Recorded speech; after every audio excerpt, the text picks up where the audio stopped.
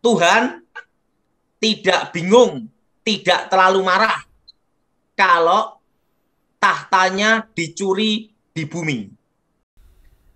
Tapi Tuhan sangat marah kalau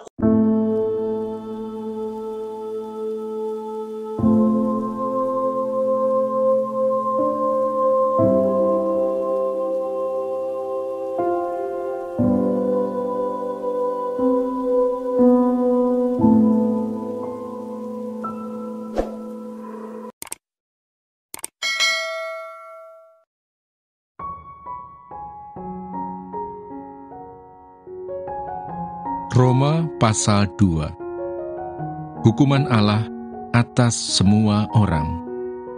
Karena itu, hai manusia, siapapun juga engkau yang menghakimi orang lain, engkau sendiri tidak bebas dari salah.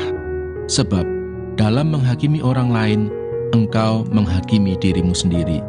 Karena engkau yang menghakimi orang lain melakukan hal-hal yang sama. Tetapi kita tahu bahwa hukuman Allah berlangsung secara jujur atas mereka yang berbuat demikian. Dan engkau, hai manusia, engkau yang menghakimi mereka yang berbuat demikian, sedangkan engkau sendiri melakukannya juga, adakah engkau sangka bahwa engkau akan luput dari hukuman Allah? Maukah engkau menganggap sepi kekayaan kemurahannya, kesabarannya, dan kelapangan hatinya? Tidakkah engkau tahu bahwa maksud kemurahan Allah ialah menuntun engkau kepada pertobatan? Tetapi oleh kekerasan hatimu yang tidak mau bertobat, engkau menimbun murka atas dirimu sendiri pada hari waktu mana murka dan hukuman Allah yang adil akan dinyatakan.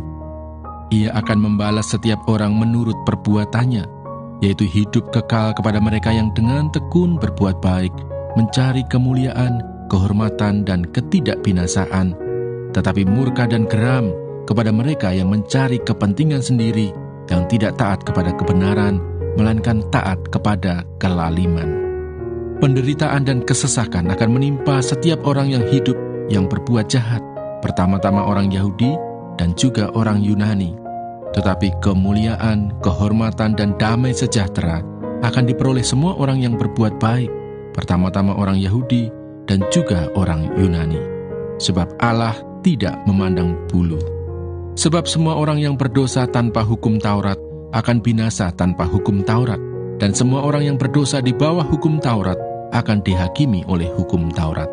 Karena bukanlah orang yang mendengar hukum Taurat yang benar di hadapan Allah, tetapi orang yang melakukan hukum Tauratlah yang akan dibenarkan.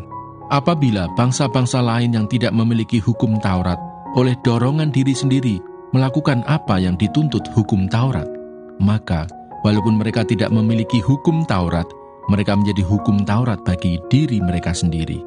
Sebab dengan itu, mereka menunjukkan bahwa isi hukum Taurat ada tertulis di dalam hati mereka, dan suara hati mereka turut bersaksi, dan pikiran mereka saling menuduh atau saling membela.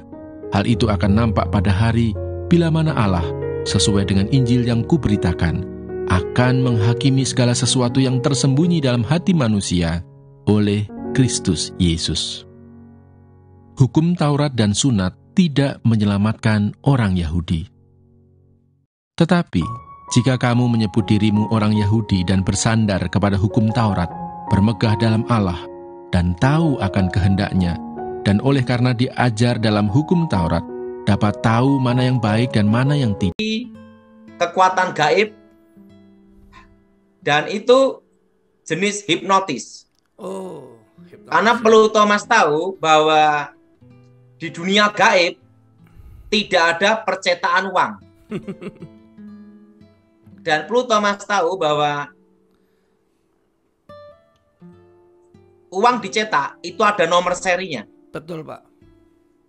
Jadi kalau ditanya ada enggak penggandaan uang, bohong semua.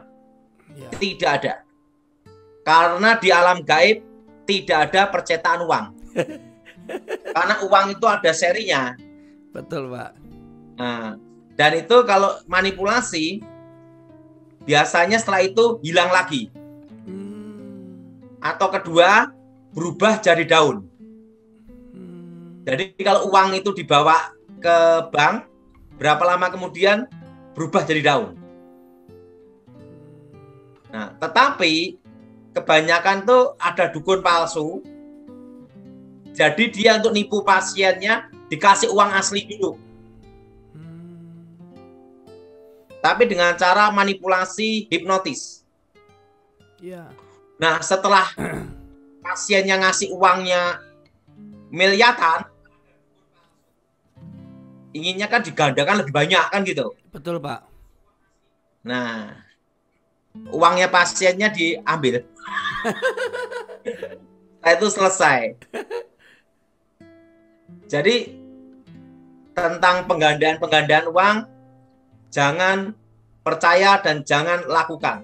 Yes. Karena di uang itu dicetak ada nomor serinya. Nah, kedua tentang harta karun. Pengambilan harta karun lewat gaib itu 95% bohong. 95% bohong, Pak. Tapi 5% ada yang asli. Nah, 5% asli itu pun biasanya didapat orang kebetulan nyangkul. Betul, Pak. Atau pakai alat metal detektor. Iya, Pak. Jadi kalau pengambilan pusaka, harta karun emas sampai bertonton itu tidak ada. Iya. Nah, kalau ada, dukunnya tidak akan praktek. Kenapa? Ambil sendiri. Betul, Pak. Sikat sendiri. Jadi itu karena dalam dunia perdukunan, zamannya kakek nenek saya, sebelum saya bertobat, penipuan dukun itu sudah 75%. Oh. Nah, yang asli 25%. Ya. Dan waktu itu zaman dulu belum ada teknologi seperti HP-HP seperti ini. Ya. WA gitu tuh, kamera enggak ada. Jadi untuk manipulasi pakai handphone lain-lainnya tuh susah. Nah, itu aja yang asli tinggal 25%. Ya. Apalagi zaman sekarang itu bisa pemalsuan itu, dukun palsu itu 98%. Lebih banyak palsunya berarti, Pak ya? Yang 2% ada yang asli. Yang asli itu kebanyakan ada di pedalaman, di tempat-tempat yang tidak mau diekspos. Nah, yang asli itu pun ada kutukannya. Oh. Nah, kayak orang ilmu kebal itu kutukannya, keluarganya itu tidak ada damai dan kawin cerai. Ya. Dan waktu mau matinya susah. Ditolak langit, tolak bumi, matinya pelan-pelan. Menderita dan mati ke neraka. Itu yang asli. Apalagi yang palsu. Udah kena kutukan, ketipu lagi. Sumpah serapah lagi. Iya. Jadi lebih baik saran saya cari Tuhan. Betul. Jadi tentang penggandaan uang itu yang diributkan di medsos, media sosial, itu hanya manipulasi. Jadi tentang penggandaan uang itu karena apa? Di alam gaib tidak ada percetakan uang. Nah, ada istilah seperti ini, Thomas. Iya, Pak Daud. Nah, Tuhan tidak bingung, tidak terlalu marah kalau tahtanya dicuri di bumi. Karena Tuhan punya tahta di surga. Iya. Tapi Tuhan sangat marah kalau uang dicuri. Terutama uangnya Tuhan, uang gereja. Karena apa, Thomas? Iya, benar. Karena di surga tidak ada percetakan uang. Makanya Yudas itu kan kena hukuman berat. Iya. Kan dia suka nyuri uang. Nyuri uangnya Tuhan. Iya. Nah, nyuri uangnya apa, Thomas? Tuhan. uangnya Tuhan, akhirnya kena hukuman kan. Jadi ingat, jangan suka main-main dengan Tuhan, mencuri uangnya Tuhan. Amin. Mencuri uangnya Tuhan itu apa? Contohnya persembahan gereja, jadi bendahara, uangnya diambil, dikorupsi. Hati-hati itu. Tuhan sangat marah. Yes. Jelas? Jelas. Dan usahain kalau dalam segala hal, kalau kita punya rumah, ngomong, ini rumah yang dipercayakan Tuhan ke saya. Gitu. Amin. Harus saya jaga dan saya pelihara. Amin. Amin. Jangan ngomong, ini rumahnya Tuhan juga. Nah, nanti yang lain ngomong, aku anak Tuhan. Berarti milik bersama. Betul? Betul. Jadi usahain jangan ngomong, ini mobilnya Tuhan. Nah, ini rumahnya Tuhan. Ini sepeda motornya Tuhan. Kan gitu. Nanti yang lain ngomong, aku ini anak Tuhan berarti milik bersama. Boleh pinjam. Ya, boleh pinjam. Jadi lebih baik ngomongnya, saya dipercayakan Tuhan. Amin. Kalau gereja itu memang rumahnya Tuhan. Nah, jelas Thomas? Jelas Pak Daud. Jadi kalau kita punya mobil, usahakan jangan ngomong mobilnya Tuhan. Tapi ngomongnya apa? Mobil ini dipercayakan Tuhan ke saya untuk saya pakai. Saya dapat berkat dari Tuhan. Betul? Betul. Nah, kalau ngomongnya ini mobilnya Tuhan, nanti yang lain ngomong, aku ini anak Tuhan. Jadi milik bersama. Kalau gitu saya boleh pakai pinjem dong. Siapa yang setuju angkat tangan? Jadi kata-kata itu harus hati-hati. Kita harus, hamba Tuhan harus ngerti. Jadi ini rumahnya siapa? Ini rumah yang dipercayakan Tuhan ke saya. Seperti kita punya anak dipercayakan Tuhan kan? Iya.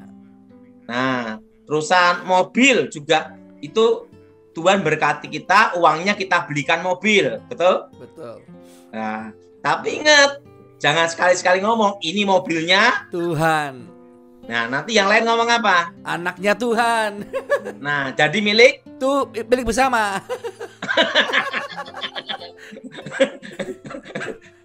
Nanti kalau diminta, loh ini miliknya Tuhan. Nah, ngerti Thomas? Ngerti Pak Daud. Nah, bahasa seperti itu nanti supaya tidak orang menyalahartikan Thomas. Betul. Jelas Thomas? Jelas. Nah, gini ya.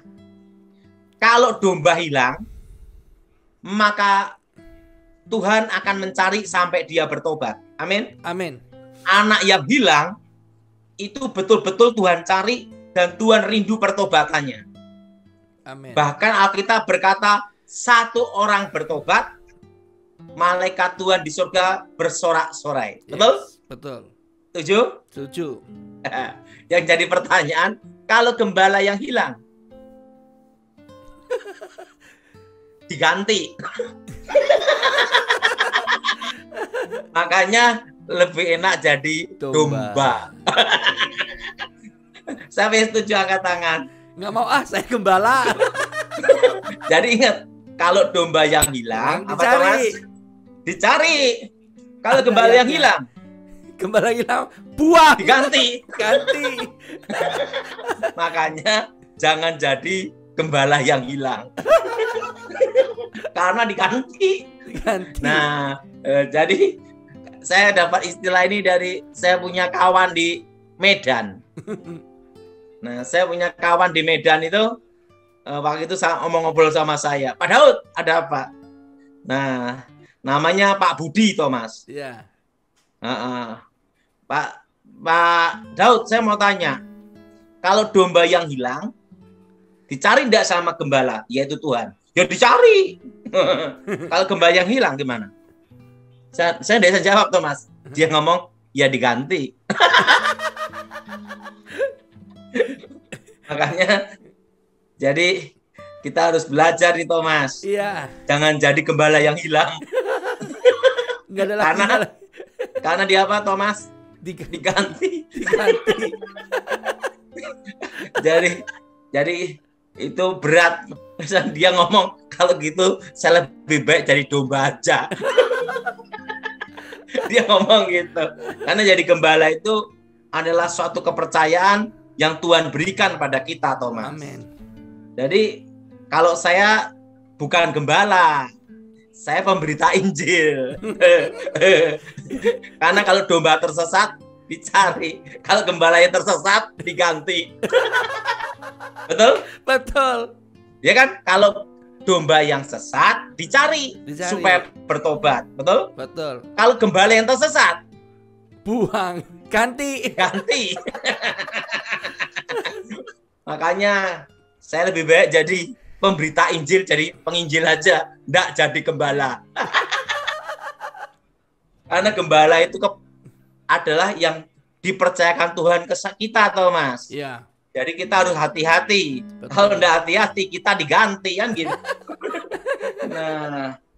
Nah, jadi ini saya ngomong-ngomong di Medan itu, Thomas. Iya, Pak Daud.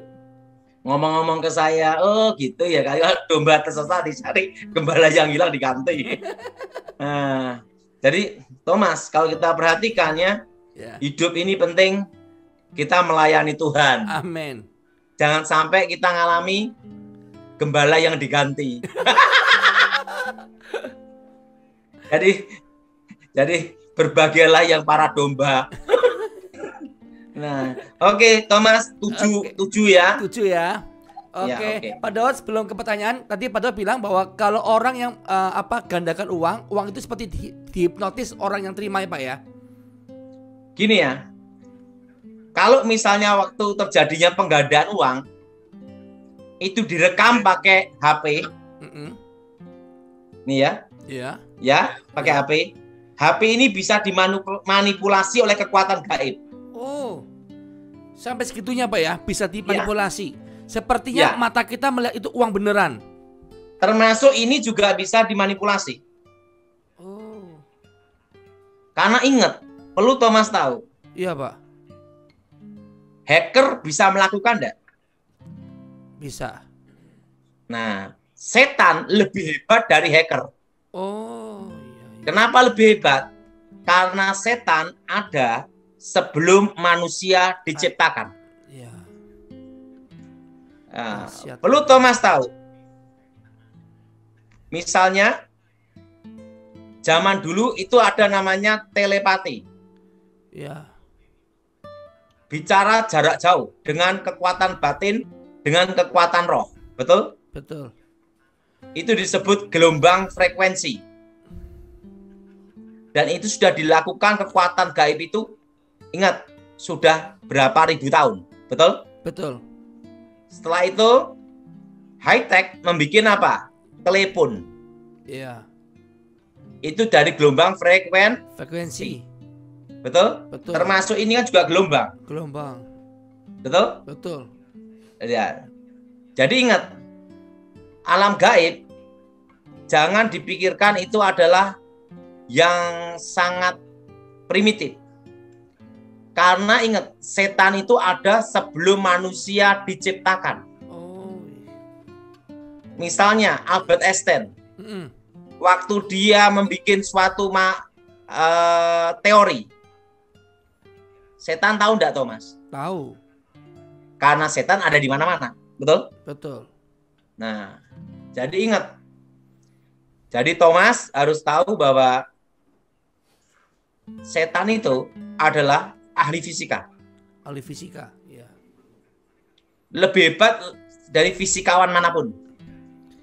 Profesor kalah Pak ya? Kalah. Nah, buktinya apa? Teori materi in energy, energy in materi, tentang kecepatan cahaya.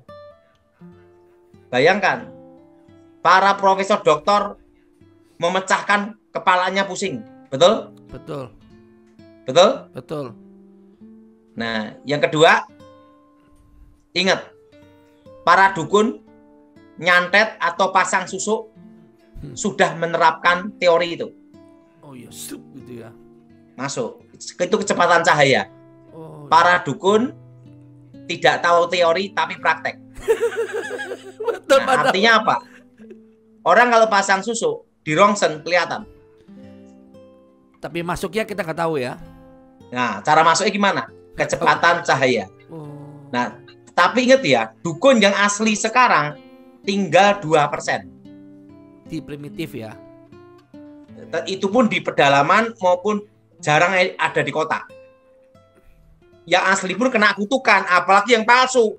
Udah ditipu kena kutukan lagi. Iya. Jelas, Thomas? Jelas, Pak Daud. Jadi semua itu pakai apa? Frekuensi.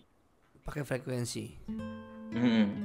Nah, Pak, bisa enggak roh setan frekuensinya dengan alat? Tidak bisa. Karena sifatnya roh. Nah, itu hanya dilihat dari apa? Pluto Mas tahu? Dari karunia membedakan roh. Kalau yang bukan dalam Tuhan, pakai indera keenam, kontak roh dengan roh. Oh, kontak roh dengan roh ya. Jadi kalau untuk pakai alat canggih apapun, tidak bisa. Ketemunya nanti hanya gelombang frekuensi, itu pun hanya gelombang. Negatif positif. Tidak bisa akurasi nemukan roh. Karena untuk roh ketemu roh. Seperti kita di Alkitab, Allah itu roh, sembahlah dalam roh dan kebenaran. Nah itu, roh dengan roh. Nah itu. Jelas, Thomas? Jelas. Terus kalau kasus orang terhipnotis karena media handphone gimana tuh, Pak? Karena ada sugesti. Oh, karena begitu ada sugesti akan terpengaruh dari gelombang frekuensi. Nah, kelemahannya jangan sugesti, jangan dihiraukan. Selesai. Jangan dipercaya, Pak ya. Ya. Wah, luar biasa Oke, ya. lanjut. Oke. Kita akan buka yang pertama, pembahasan yang pertama.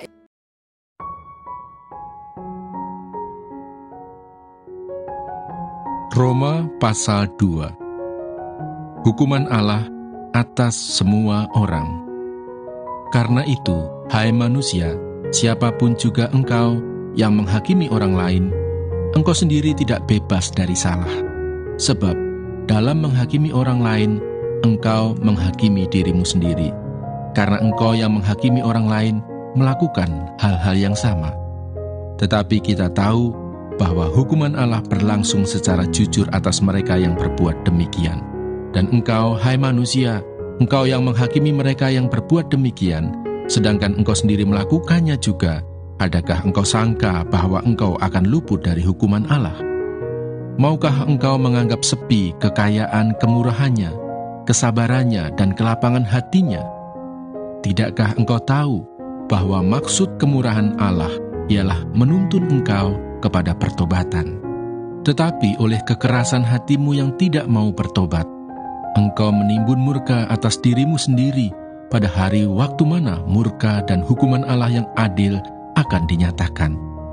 Ia akan membalas setiap orang menurut perbuatannya, yaitu hidup kekal kepada mereka yang dengan tekun berbuat baik, mencari kemuliaan, kehormatan, dan ketidakbinasaan, tetapi murka dan geram kepada mereka yang mencari kepentingan sendiri, yang tidak taat kepada kebenaran, melainkan taat kepada kelaliman. Penderitaan dan kesesakan akan menimpa setiap orang yang hidup yang berbuat jahat, pertama-tama orang Yahudi dan juga orang Yunani. Tetapi kemuliaan, kehormatan, dan damai sejahtera akan diperoleh semua orang yang berbuat baik, pertama-tama orang Yahudi dan juga orang Yunani. Sebab Allah tidak memandang bulu. Sebab semua orang yang berdosa tanpa hukum Taurat akan binasa tanpa hukum Taurat, dan semua orang yang berdosa di bawah hukum Taurat akan dihakimi oleh hukum Taurat. Karena bukanlah orang yang mendengar hukum Taurat yang benar di hadapan Allah, tetapi orang yang melakukan hukum Tauratlah yang akan dibenarkan. Apabila bangsa-bangsa lain yang tidak memiliki hukum Taurat oleh dorongan diri sendiri melakukan apa yang dituntut hukum Taurat, maka walaupun mereka tidak memiliki hukum Taurat, mereka menjadi hukum Taurat bagi diri mereka sendiri. Sebab dengan itu, mereka menunjukkan bahwa isi hukum Taurat ada tertulis di dalam hati mereka, dan suara hati mereka turut bersaksi, dan pikiran mereka saling menuduh atau saling membela. Hal itu akan nampak pada hari bila mana Allah, sesuai dengan Injil yang kuberitakan, akan menghakimi segala sesuatu yang tersembunyi dalam hati manusia oleh Kristus Yesus. Hukum Taurat dan sunat tidak menyelamatkan orang Yahudi. Tetapi, jika kamu menyebut dirimu orang Yahudi dan bersandar kepada hukum Taurat, bermegah dalam Allah, dan tahu akan kehendaknya, dan oleh karena diajar dalam hukum Taurat, dapat tahu mana yang baik dan mana yang tidak, dan yakin bahwa engkau adalah penuntun orang buta dan terang bagi mereka yang di dalam kegelapan, pendidik orang bodoh dan pengajar orang yang belum dewasa, karena dalam hukum Taurat engkau memiliki kegenapan segala kepandaian dan kebenaran. Jadi, bagaimanakah engkau yang mengajar orang lain, tidakkah engkau mengajar dirimu sendiri? Engkau yang mengajar, jangan mencuri, mengapa engkau sendiri mencuri? Engkau yang berkata, jangan berzina, mengapa engkau sendiri berzina? Engkau yang jijik akan segala berhala, mengapa engkau sendiri merampok rumah berhala? Engkau bermegah atas hukum Taurat, mengapa engkau sendiri menghina Allah dengan melanggar hukum Taurat itu? Seperti ada tertulis, sebab oleh karena kamulah nama Allah dihujat di antara bangsa-bangsa lain. Sunat memang ada gunanya jika engkau mentaati hukum Taurat, tetapi jika engkau melanggar hukum Taurat, maka sunatmu tidak ada lagi gunanya. Jadi jika orang yang tak bersunat memperhatikan tuntutan-tuntutan hukum Taurat, tidakkah ia dianggap sama dengan orang yang telah disunat? Jika demikian, maka orang yang tak bersunat tetapi yang melakukan hukum Taurat akan menghakimi kamu yang mempunyai hukum tertulis dan sunat, tetapi yang melanggar hukum Taurat.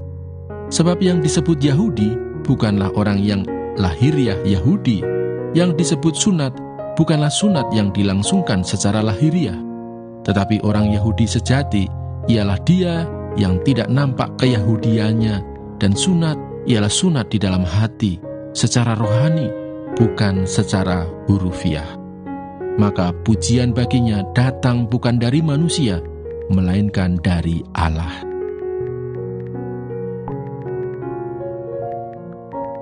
Roma pasal 3. Kelebihan orang Yahudi dan kesetiaan Allah. Jika demikian, apakah kelebihan orang Yahudi dan apakah gunanya sunat? Banyak sekali dan di dalam segala hal. Pertama-tama, sebab kepada merekalah dipercayakan firman Allah. Jadi bagaimana jika di antara mereka ada yang tidak setia? Dapatkah ketidaksetiaan itu membatalkan kesetiaan Allah? Sekali-kali tidak. Sebaliknya, Allah adalah benar dan semua manusia pembohong, seperti ada tertulis, supaya engkau ternyata benar dalam segala firman-Mu dan menang jika engkau dihakimi. Tetapi jika ketidakbenaran kita menunjukkan kebenaran Allah, apakah yang akan kita katakan? Tidak adilkah Allah? Aku berkata sebagai manusia, jika ia menampakkan murkanya? Sekali-kali tidak. Andai kata demikian, bagaimanakah Allah dapat menghakimi dunia? Tetapi jika kebenaran Allah oleh dustaku semakin melimpah bagi kemuliaannya, mengapa aku masih dihakimi lagi sebagai orang berdosa? Bukankah tidak benar fitnahan orang yang mengatakan bahwa kita berkata, marilah kita berbuat yang jahat, supaya yang baik timbul daripadanya? Orang semacam itu sudah selayaknya mendapat hukuman. Semua manusia adalah orang berdosa. Jadi bagaimana? Adakah kita mempunyai kelebihan daripada orang lain?